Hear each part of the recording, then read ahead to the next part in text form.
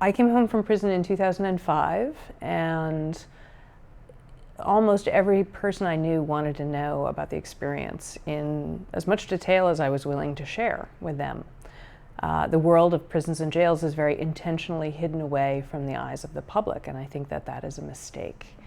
And certainly my own experience is very different than what I expected it to be, and it's very different than what is typically portrayed about prisons and about prisoners. And so, you know, we have the biggest prison population in human history here in the United States. We have the biggest prison population in the world, but also there is no society that has ever incarcerated so many of its citizens. And so I think it's important for folks to think about those, you know, millions of Americans who are living behind bars. It's really thrilling to watch the adaptation of Orange is the New Black from book to television. The Netflix series is a really smart adaptation. It's obviously quite different from the book in many ways, but I think that anything that transits from one media to another is going to be different. I think the choices that Jenji Kohan made as she, you know, moved it from a book to a series were very smart. I am a consultant on the show, and what that basically means is that I answer questions.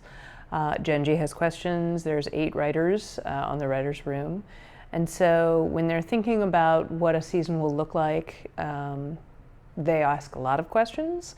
And then once the scripting process happens, I read the scripts and I send feedback to Jenji, and it's hers to sort of decide what she wants to do with it.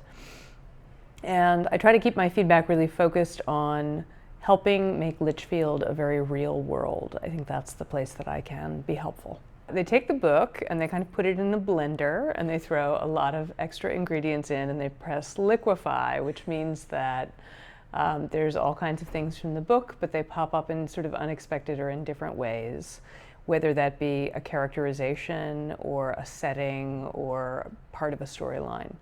But, you know, in many ways it's very, very different from the book, but the setting is so true to life, and I think the heart and soul of the show are very, very much the same as the book. I would go back in time in a second and try to impress upon my young self that, you know, your actions in the world matter a great deal, and I think young people don't always feel like they are powerful because they don't run institutions like schools or, you know, banks, or, you know, they may not recognize their own power. But your actions in the world matter a great deal. They matter obviously in terms of the consequences for yourself, but also for other people.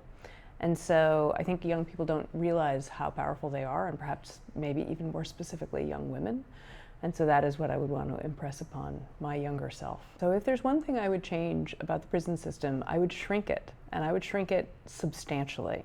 There are many hundreds of thousands of people who are in prisons and jails who don't have to be there. They don't need to be there. They're not dangerous to the public. They may struggle with mental illness or with substance abuse or with other issues, but they don't really pose a true public safety threat. And yet we choose a really costly intervention, and costly in every way. It's economically expensive to put people in prison and jail. It also has a staggering human cost.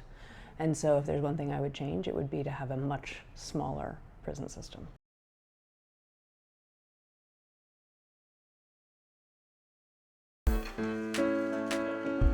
And I play in Those Lavender Whales.